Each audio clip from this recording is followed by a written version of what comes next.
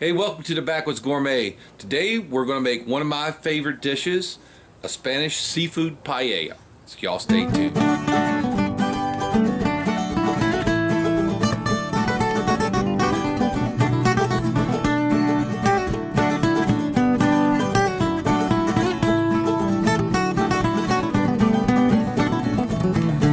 So a paella is something I guess was kind of invented back in the days. Spanish fishermen on the Mediterranean didn't have a lot of one ingredient, but you had a little bit of this and a little bit of that and a little bit of rice.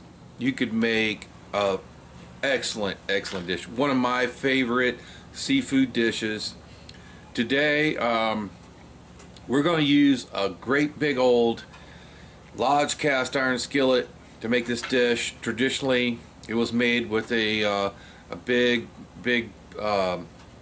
steel or cast iron dish. Back in Spain in the day, the bigger and shallower the better, and it was made over an open fire. If you want to see us make this actual dish, we did it a while back over an open fire with a gold grizzle walled pan right behind me there, and we made it more of the traditional way. Today we're going to make it more of like your everyday cooking day. And since it's raining outside, we're not going to do it over an open fire. We're going to do it on the Concord double burner propane stove. And you can do this exact same thing in the house on electric or gas stove, or you can do it right out there on your campfire. So as you could probably guess, this dish is going to have a lot of ingredients and a lot of little steps. Don't worry, I'm going to leave you all the ingredients list right at the end of the video. The first one's going to be some olive oil and some of our homemade chorizo sausage. So let's get started. So we have our big 14-inch Lodge going here. This is Backwoods. Picked this one up in estate sale for $12. Alright. So I haven't used, this is going to be actually only my about second time actually using this pan. There's some of our homemade chorizo sausage, and man, I wish you guys could smell that. It's spicy, and you can smell that chili coming up off of it right now. So we're just going to brown off this sausage real quick, and then we'll take it out of the pan.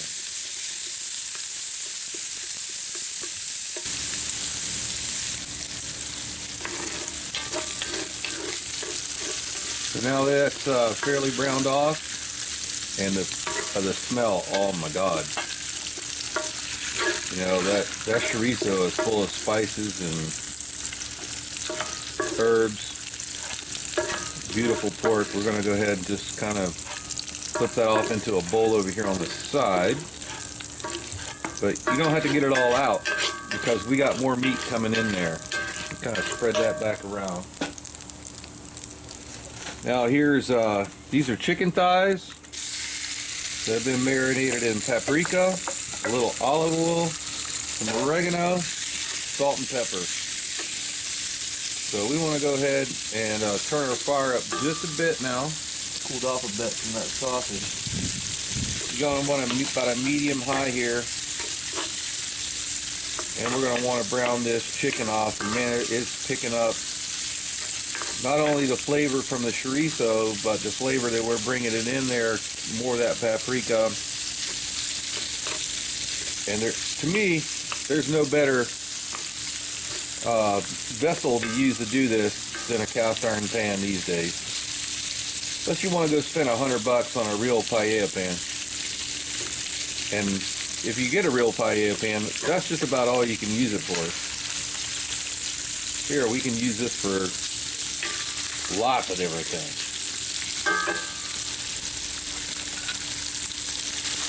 So just in a couple of minutes, those have we're at kind of a medium-high heat here right now, and those have a beautiful color on them. So we're going to go ahead and start flipping those out of the pan here, and we'll start with the Sofrito part of this recipe. And Sofrito in Spanish is just basically, you know, it's a vegetable mix. And you see the beautiful color of that oil that's in the pan, and that's the key to do this first. So at this point we want to turn our flame down pretty well. You see that pan smoking hot, and there's one medium chopped onion, about a tablespoon of garlic. We want to move that around that pan. We don't really want to brown these. Hopefully that'll take some of the heat out of the pan right there. We just want to kind of get them softening up right there.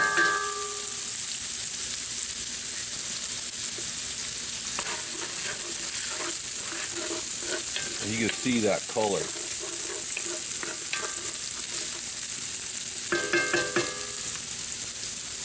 So also, as soon as those get going a little bit, I'm going to go ahead and put in some chopped red bell pepper.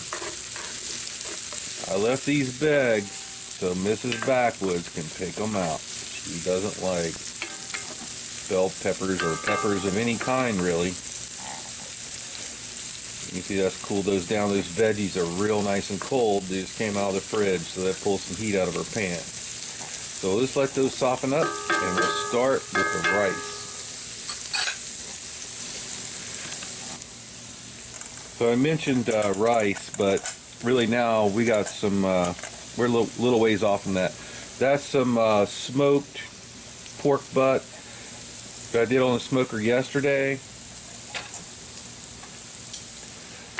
You know, if you don't have this, use bacon, or you could just skip this step altogether, but I want to go ahead and start warming that up. And that's going to bring some beautiful smokiness right into our sofrito there. And also going to add to our fat a little bit. So let's let that simmer down. And then we'll add our tomatoes. So here at the Backwoods Gourmet, we got over 200 videos up on our channel. We haven't cooked anything inside yet. And we really don't plan on starting. But just because we're cooking something outside doesn't mean you can't move these dishes that we're doing here indoors and do them inside on an everyday basis. You know, we film all of our videos outside. We try to cook on charcoal or real wood anytime we can, but you know, sometimes the weather doesn't permit you to do that.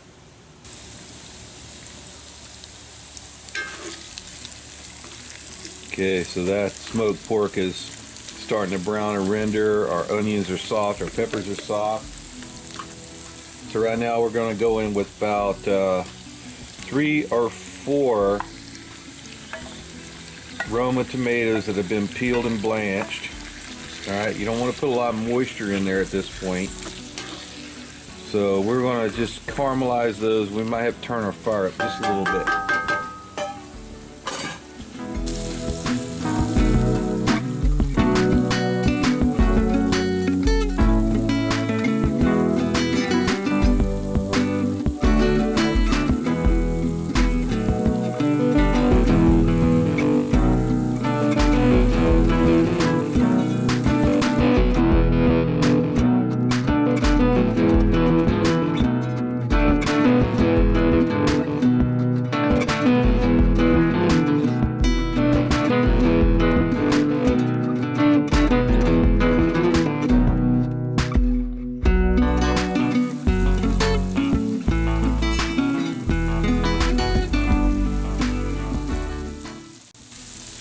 So when is this ready?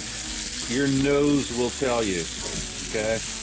When you start smelling those sugars from those tomatoes, you get that little sniff of it smells like barbecue sauce. Time to put in 1 cup of short grain Valencia rice. Don't even try using any other kind of rice. And we're going to just easily start mixing that into the whole deal, and we're gonna let it all continue to kind of brown that rice. Since most of the moisture is evaporated out of everything, it'll toast off.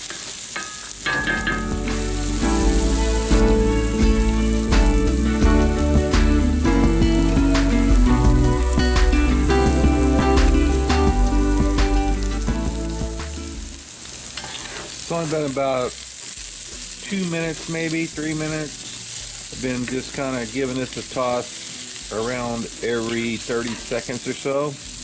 Want to make sure every bit of that rice gets down there on the bottom of the pan at least for a little minute or two. The aroma coming off of this is unbelievable. So now it's time to start adding some moisture. And we're going to do this a little bit at a time. And what this is shrimp broth. This is from the shell of the shrimp we're going to put in later. We're going to start this out much like you would do risotto. And it's important here there's no cover. Okay, so that broth is going to actually reduce and leave all of its flavor behind. So we're going to keep doing that for a little bit. We'll let it get almost dry, and then we'll put a little more and more and more. Small amount.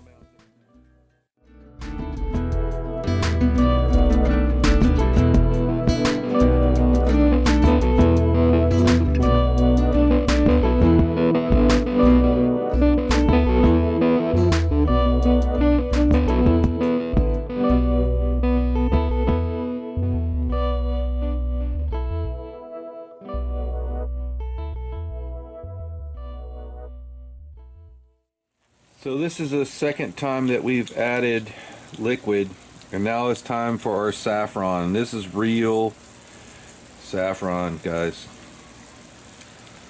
Not that fake ground stuff. I know it's expensive. I paid $6 for this tiny little vial. But it is a key to this dish.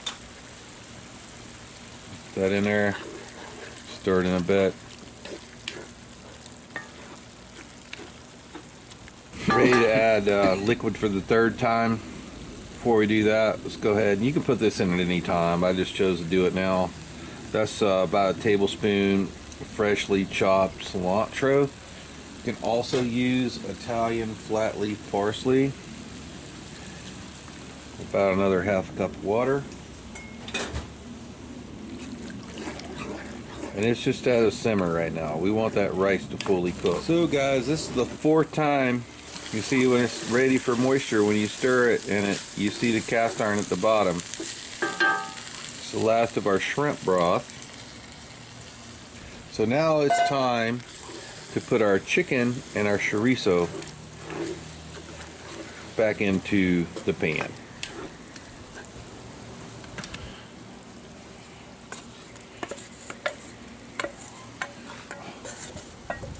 Get that beautiful liquid out of the bottom.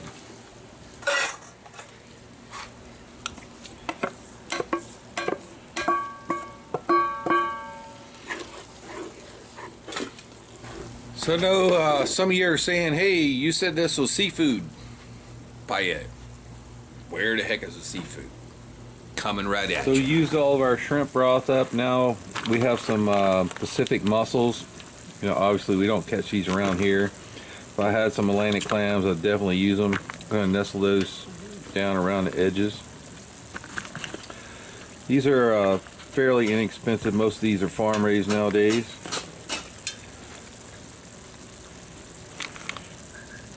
That first episode we did with the paella, you know, that was probably a $50 or $60 dish. This is going to be more like about 15 or 20. So a lot more affordable, but just as delicious.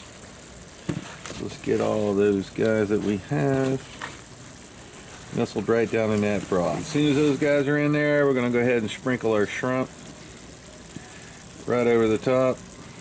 We have, these are our Florida native wild caught them ourselves. We don't want to overcook them. Just going to put them right over the top of that. And then here's some mangrove snapper fillets. Some small guys we call it, just keepers. Just going to kind of put them flesh side down, skin side up, right around the top of the pan there. We could do a better job with them, just presentation wise. Okay, and we'll let that finish up, and it'll steam all of that to perfection. Might want to push them down just a little bit, get them in contact with a little bit of that broth.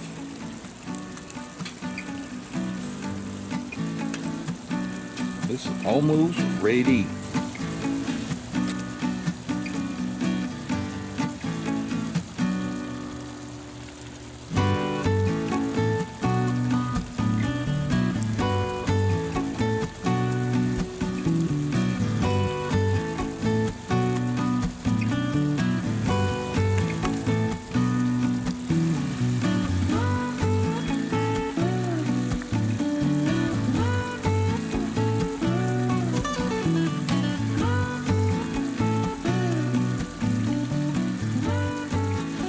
So here's the deal. It looks like the fish and seafood is pretty much done.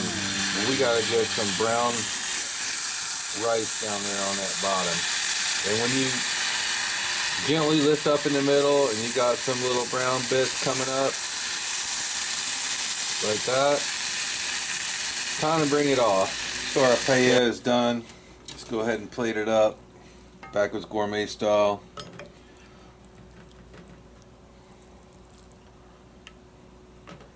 Wow, man, I wish you guys could smell this.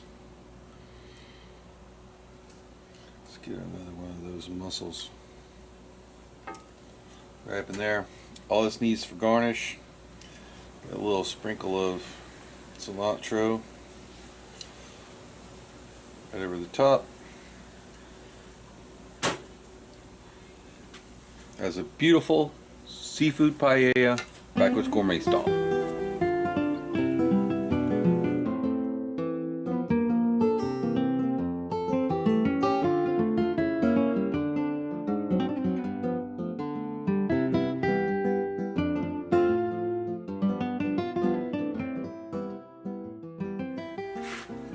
So guys, we're going to go in here and give it a little test, a little taste test.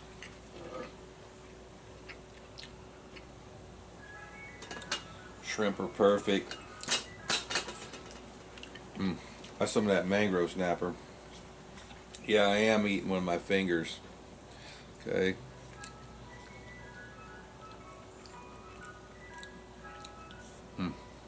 Mussels.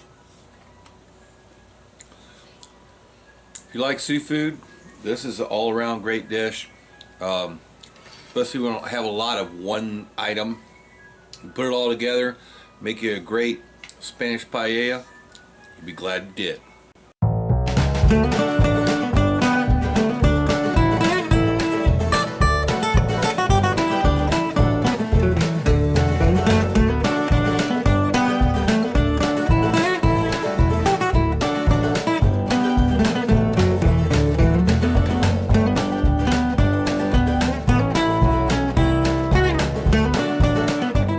Thanks for watching Backwoods Gourmet. If you like what we're doing, please hit a like button right down there to see another great Backwoods Gourmet video. It's going to be right up there. And for a whole playlist of cooking fish and seafood outdoors, it's going to be right up there. We'll see you next time.